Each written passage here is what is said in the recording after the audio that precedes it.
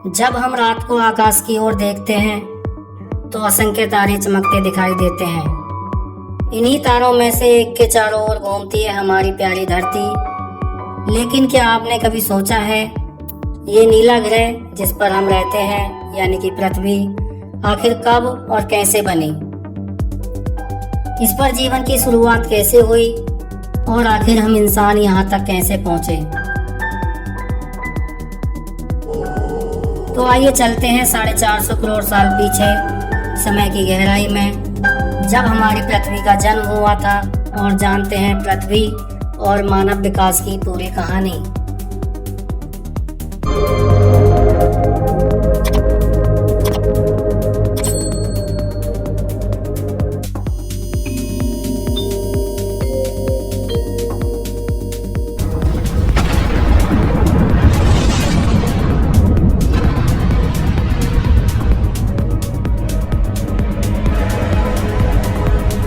लगभग 13.8 अरब साल पहले एक महाविस्फोट हुआ था, जिसको वैज्ञानिकों ने बिग बैंग का नाम दिया।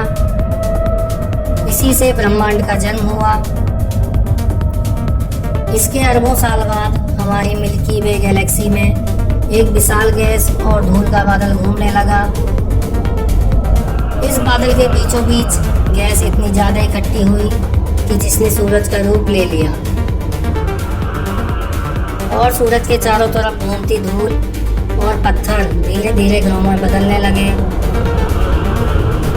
ऐसे ही आज से करीब 450 करोड़ साल पहले ब्रह्मांड में छोटे छोटे पत्थर और धूल के कण आपस में टकराते और गुरुत्वाकर्षण के कारण चिपकते गए।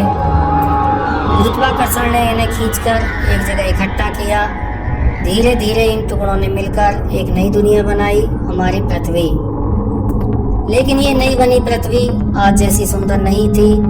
ये एक जलती हुई आग का गोला थी, जहां सांस लेना तो दूर, खड़ा होना भी नामुमकिन था। उस समय पृथ्वी की सतह पिघले हुए लावे से ढकी थी। ज्वालामुखी लगातार फट रहे थे। उल्कापिंडों की बरसात हो रही थी। वैज्ञानिकों के अनुसार मंगल ग्रह के आकार का एक पिंड, जिसे थिया कहा जाता है, नई बनी पृथ्वी से टकराया था। यह टक्कर इतनी जबरदस्त थी कि पृथ्वी का एक बड़ा हिस्सा अंतरिक्ष में छिटक गया। वही मलबा धीरे धीरे इकट्ठा हुआ और चांद बन गया। यानी हमारा चांद हमारी पृथ्वी का ही एक टुकड़ा है। समय के साथ साथ पृथ्वी धीरे धीरे ठंडी होने लगी। पिघली हुई सतह पर बर्फ जमने लगी। ज्वालामुखियों से भाप और गैसें निकली, जिससे पृथ्वी का वातावरण तैयार हुआ। लेकिन अभी भी ये इंसानों के लिए नहीं थी, क्योंकि हवा में ज्यादातर जहरीली गैसें थीं और बिना पानी जीवन संभव नहीं था। तो पानी आया कहाँ से? वैज्ञानिक मानते हैं कि शुरुआत में अंतरिक्ष से हो रहे उल्कापिंडों और धूमकेतु की बरसात में कई अपने साथ बर्फ और पानी लेकर आए। धीरे धीरे पृथ्वी ठंडी हुई। ज्वालामुखियों से निकली भाप से वायुमंडल में बादल बनने लगे और बारिश होने लगी। लाखों सालों की लगातार बारिश ने विशाल समुद्र को जन्म दिया और महासागर बनने लगे। पृथ्वी की सतह पर जब नीला पानी फैल गया, तभी पृथ्वी असली ब्लू प्लेनेट बनी।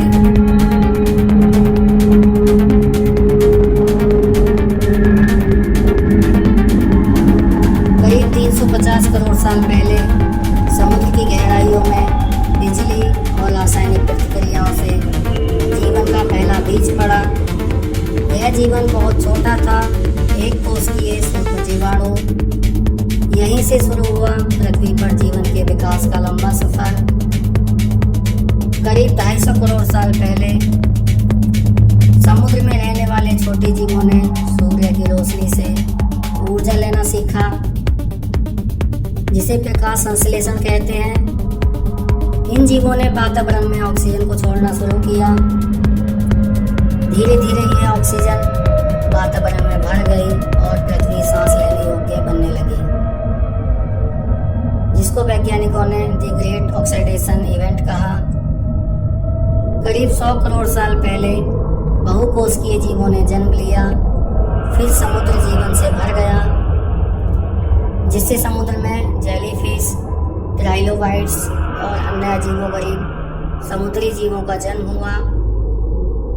इन्हीं से आगे चलकर करीब 50 करोड़ साल पहले मछलियों का विकास हुआ और पहली बार रीढ़ वाले जीव धरती पर आए। समय के साथ पौधों ने भी धरती पर कब्जा जमाना शुरू कर दिया। करीब 40 करोड़ साल पहले मछलियों ने पैरों जैसे अंग विकसित किए और समुद्र से बाहर निकलकर धरती पर कदम रखा। यही पृथ्वी पर पहले उभयचर जीव थे। धरती पर घने जंगल फैल गए, जिनमें विशाल कीड़े, विचित्र उभयचर और छोटे छोटे स्तनधारी जीव विकसित हुए। लेकिन अब आने वाला था पृथ्वी का सबसे प्रसिद्ध युग, डायनासोरों का राज।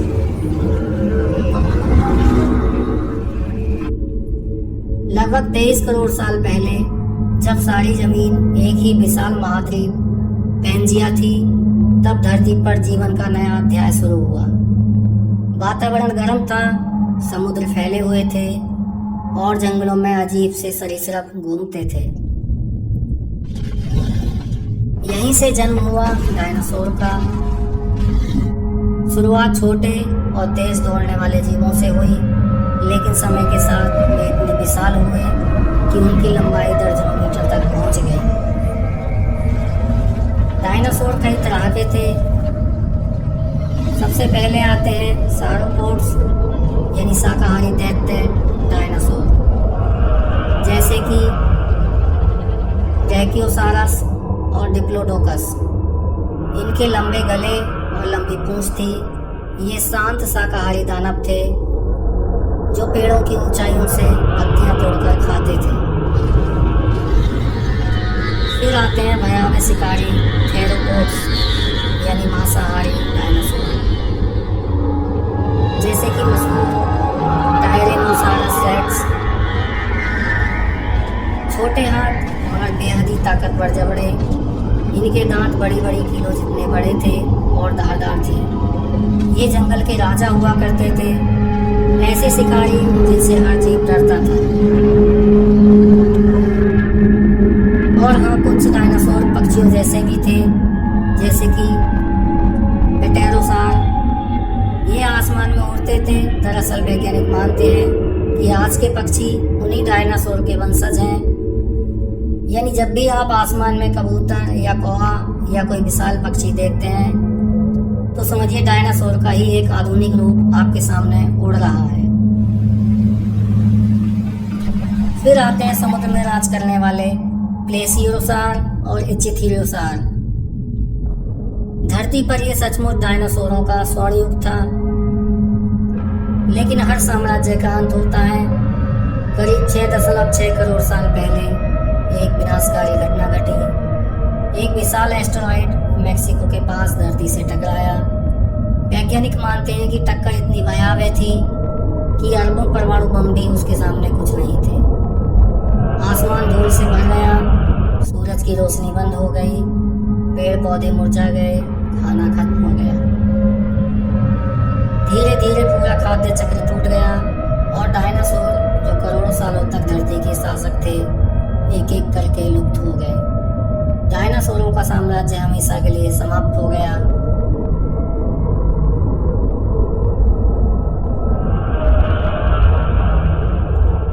डायनासोर की तबाही से स्तनधारियों को मौका मिला। डायनासोर के डर से छिपे रहने वाले छोटे स्तनधारी जीव बाहर आए। ये थे प्रारंभिक मैमल्स, लगभग चूहे जितने आकार के, कीड़े और फल खाने वाले। डायनासोर के अंत के बाद धरती पर सिंहासन खाली था। अब बड़े शिकारी नहीं थे, तो इन छोटे स्तनधारियों को जीने का मौका मिला। ये जल्दी जल्दी बच्चे पैदा करके हर जगह फैल गए और नई नई परिस्थितियों के हिसाब से खुद को बदलते गए। इन स्तनधारियों में बड़े दिमाग, गर्म रक्त, दूध पिलाने की क्षमता थी, जो उन्हें फायदा देती थी। धीरे धीरे इनमें विविध प्रजातियां बनने लगी। कुछ उड़ने लगे, कुछ पानी में उतर गए। इन्हीं से करोड़ों साल बाद बंदर और फिर इंसान, यानी कि हम विकसित हुए। आज हम इंसान इस लंबे सफर के बारिश हैं। पृथ्वी की कहानी हमें बताती है कि जीवन बदलता है, विकसित होता है और प्रकृति हमेशा नए अध्याय लिखती है। इन छोटे छोटे जीवों से हम मानव कैसे बने, इसकी कहानी हम अगले किसी वीडियो में आपको बताएंगे। डायनासोर अब नहीं है, मगर उनकी हड्डियाँ, उनकी कहानियाँ और उनके वंशज यानी पक्षी हमें याद दिलाते हैं कि जीवन कितना रहस्यमय और बदलता हुआ है। कौन जाने भविष्य में हमारी धरती पर कौन से नए जीव जन्म लेंगे और कौन से गायब हो जाएंगे। तो दोस्तों, यही है हमारी पृथ्वी की अद्भुत कहानी। एक जलते हुए गोले से लेकर जीवन की पहली झलक तक, डायनासोरों के स्वर्ण युग से लेकर इंसान की सभ्यता तक, और ये सफर अभी खत्म नहीं हुआ। असली कहानी तो अभी लिखी जा रही है। सोचिए, अगर थिया पृथ्वी से नहीं टकराया होता तो शायद हमारा चांद भी ना होता, और अगर धूमकेतु बर्फ ना लाते तो महासागर भी नहीं बने होते। हमारी यह पृथ्वी सचमुच में एक चमत्कार है। तो दोस्तों, आपको ये रोचक जानकारी पसंद आई हो तो वीडियो को लाइक करें, और इसी तरह की और रोचक जानकारी के लिए चैनल को सब्सक्राइब करें, और कमेंट में बताएं पृथ्वी की इस कहानी का कौन सा हिस्सा आपको सबसे अद्भुत, सबसे अच्छा लगा।